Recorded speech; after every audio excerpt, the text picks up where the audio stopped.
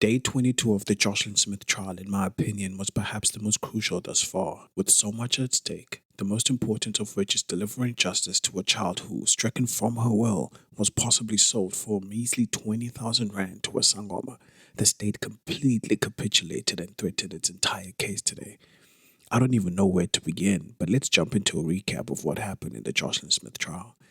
Remember, every Sunday we drop weekly trial breakdowns where we delve deeper into testimonies and shape the story of Joshlin as the picture becomes clearer on what exactly happened to that beautiful little girl on Monday, the 19th of February 2024.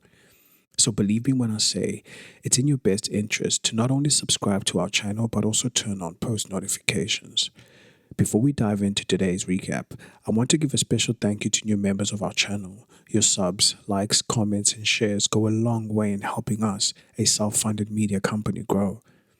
Now, as I mentioned earlier, Day 22 was crucial for the state in molding its argument that on the 4th and 5th of March 2024, Accused 1, Jacqueline Paulist, and Accused 2, Steveno van Rijn volunteered information that should be admissible as evidence in the main trial.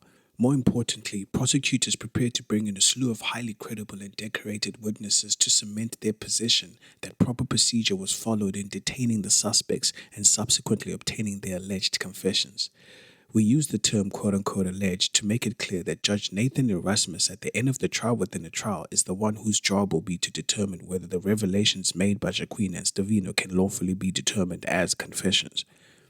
The defense has maintained its position that Jacqueline and Steveno were assaulted, severely tortured, and threatened with death to admit their alleged roles in the disappearance of Joshlin Smith. Today, the state had everything in its arsenal to dismantle these claims, but as you will find out, it all fell apart not due to a lack of credible and admissible evidence, but poor preparation, a characteristic of the National Prosecuting Authority that exposed itself in the Timothy Omotoso case, but that's a video for tomorrow. So again, hit that sub button and turn on those post notifications. Day 22 of the Joshlin Smith trial opened with anticipation as the state prepared to introduce critical video evidence relating to Steveno van Rijn's alleged confession. The footage, taken during two separate interviews on the 5th of March 2024, was expected to bolster the state's claim that Steveno voluntarily implicated himself and others in Joshlin's disappearance. However, the day descended into a series of procedural and technical mishaps that drew stern criticisms from Judge Erasmus and placed the state's preparedness under severe scrutiny. The day also began with the judge confirming that Accused 3, Kelly Smith, had been transported to a medical facility following an earlier health emergency. Her status remained uncertain by the end of the day, though the judge invoked the Criminal Procedure Act to allow proceedings to continue in her absence, since the child within the trial does not directly involve her. Colonel Ian Clark was the first witness to testify. He confirmed he was called in by Brigadier Leon Hanana on the morning of the 5th of March 2024 to take down Steveno's alleged confession. Clark arrived in Saldanha Bay at 7 a.m. and by 10:33, video recording began at the FCS offices. The footage, played in court, showed Steveno appearing lethargic but cooperative. He removed his handcuffs, confirmed his understanding of his rights, and signed paperwork. Clark explained that Steveno appeared tired but repeatedly said he was fine. As Clark went through the administrative steps, carefully taking Steveno through his Notice of Rights form, a document given to someone who's been arrested or detained by the police. It basically explains that person's legal rights while in custody. The interview was suspended and Clark never completed that procedure because during the interview, Steveno stated he was hungry and needed to take medication. At that point, Clark handed him over to Sergeant Engelbrecht and made a note confirming the confession had not proceeded. Under cross-examination by Advocate Nobatle Mgabayi, legal rep for Accused 2, Clark faced questions about whether Steveno was tortured prior to the interview. Clark denied knowledge of any mistreatment and insisted the interview did not reach the point where Steveno could make a full confession. Mgabayi challenged whether Steveno, with a grade 7 education, understood the legal implication of his rights.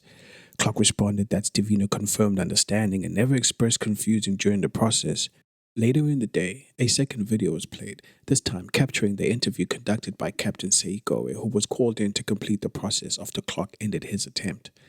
Steveno appeared more alert but visibly emotional. At one point, he buried his head in his arms and later closed his eyes for a long stretch, suggesting exhaustion or distress. The audio in this second video was severely compromised. Much of Steveno's speech was inaudible. There were several references to Kelly and Buddha and a brief moment when a man in a red t-shirt was mentioned. However, Judge Erasmus noted the specific section in the manuscript was incomplete and missing critical wording, raising concerns about misrepresentation or omission. Placing the contents of the video in context, Judge Erasmus revealed that according to Steveno, on Monday the 19th of February 2024, Jacqueline was asked by Kelly to deliver Joshlin to Magalima, real name Pumza Sigagla, so that the 6-year-old could be collected by a man wearing a red t-shirt. Steveno, Erasmus further explained, told Sekiowe that he went back to Kelly at some point later that day to ask for his share of the money. Now I know this is highly controversial because it's already been established that Pumza is witness 55 for this date in the main trial. Brigadier Hanana, during his testimony in the trial within a trial under cross-examination, conceded that charges against her were dropped because the state could not build a solid case against her. Her involvement in the case has long been a subject of heated contention, but there is an important angle I will explore in the trial breakdown on Sunday that could contextualize the information Steveno revealed in his alleged confession. The hope is that we will get to witness Jacqueline's alleged confession before we drop that video, but considering the current state of affairs for prosecutors, that's highly unlikely. Anyway, without proper audio, many utterances made by Steveno and Seikowe were contextually lost, and on this crucial aspect, Judge Erasmus did not hold back his frustration. He criticized the state for submitting a transcript that lacked several key interactions and moments captured in the video.